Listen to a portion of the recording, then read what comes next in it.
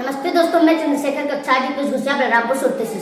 दोस्तों, आज मैं एक ऐसे वैज्ञानिक का जीवन परिचय लेकर आया हूँ जिन्होंने डायनामाइट का आविष्कार किया था। इनके याद में हर वर्ष 10 दिसंबर को लोगों को नोबेल पुरस्कार से सम्मानित किया जाता है। दोस्तों, आज उनका जन्मदिन है। उनके जन्मदिन पर आप सभी को हार्दिक शुभकामनाएं। उस महान वैज्ञानिक का नाम है अल्फ्रेड नोबेल। दोस्तों, आज आप सभी को पता है कितना तारीख है? आज है 21 अक्टूबर। 21 अक्टूबर को उनका जन्म हुआ था दोस्तों। और उनके जो जन्म हुआ था वो 21 अक्टूबर 1833 को स्वीडन के एक स्टॉकहोम शहर में हुआ था। उनकी माता का नाम कैरोलिन तथा पिता का नाम इमैनुअल था। और जो इमैनुअल थे वो पहाड़ों से पत्थर तोड़ते थे और पुल बनाना व सड़क बनाने का कार्य करते थे।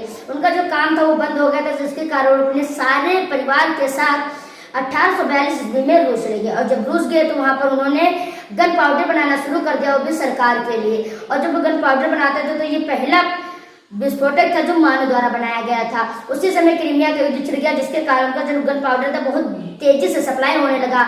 उनकी जो फैक्ट्री थी बहुत तेजी से आगे बढ़ने लगी, बिजनेस बहुत तेजी से चलने लगा। उनके पास बहुत पैसा हो गया। इसके कारण उन्होंने अपने अल्फ्रेड बेटा को पढ़ाने के लिए कई सारे टीचरों को बुलवाया।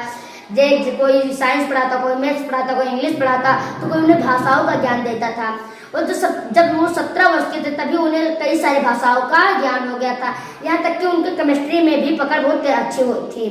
और 1850 में आगे की पढ़ाई करने के लिए अल्फ्रेड को अमेरिका भेजा गया। और अमेरिका जाने के बाद वो अपनी पढ़ाई पूरी की। और पढ़ाई पूरी करने के बाद वे पेरिस चले गए। और पेरिस जब गए तो वहाँ पर उन्होंने एक ऐसे साइंटिस्ट से मिले जिन्होंने नाइट्रोग्लिसरीन का खोज किया था।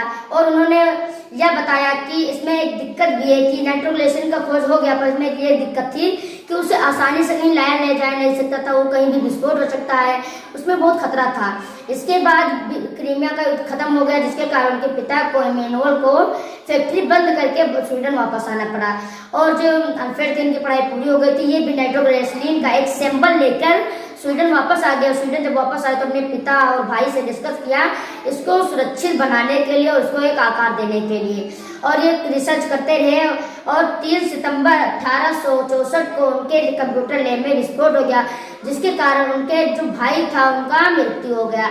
अब मृत्यु हो गया तो उनके पिता थे, उन्होंने ये लैब बंद करवा दिया। और जो स्वीडन की सरकार थी वो भी जितना भी लैब था उस स्वीडन में सब बंद करवा दिया, खुलने का भी इजाजत नहीं दिया। लेकिन जो अल्फ्रेड थे ये भी चुप बैठने वालों में से नहीं थे। ये शहर के बाहर एक खुद का लैब बनवाया और वहां पर उन्होंने रिसर्च करना शुरू कर दिया। उनकी आखिर में उनकी मेहनत रंग लाई। कुछ साल बाद उन्होंने बताया कि जो ग्लिसरीन है अगर उसमें सिलिकॉन मिलाया जाए तो ये क्रिस्टल बनाएगा तो इसे हम किसी भी आकृति दे सकते हैं और उसे लाने ले जाने में भी बहुत आसानी होगी।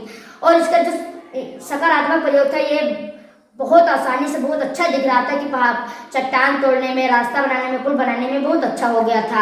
इन्होंने अपनी इसकी कंपनी 20 से अधिक देशों में खोली। इसके बाद इसका नकारात्मक प्रयोग भी दिखने लगा। जब कहीं युद्ध होता था तो इसका डायनामाइट का आविष्कार किए थे, इसका उपयोग करते और सबकी इसमें मृत्यु हो जाती थी। इसका सारा आरोप इनको लगता था क्योंकि अल्फ्रेड ने ही डायनामाइट का आविष्कार किया था, इसीलिए इनका सारा आरोप इन्हीं को ऊपर जाता था। लोग इन्हें मौत का सौदागर भी कहने लगे।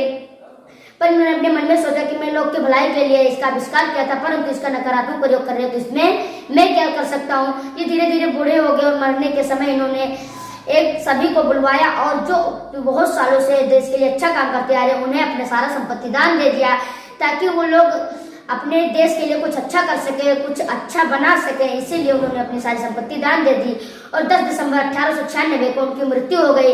10 दिसंबर को हर वर्ष जो पिछले कई सालों से अच्छा काम करते आ रहे हैं उन्हें नोबेल पुरस्कार से सम्मानित किया जाता है। दोस्तों, ऐसे महान व्यक्ति को मेरे तरफ से नमन। और ऐसे हमारे जो महान व्यक्ति हमारी दुनिया में बहुत कम ही पैदा होते हैं। धन्यवाद दोस्तों।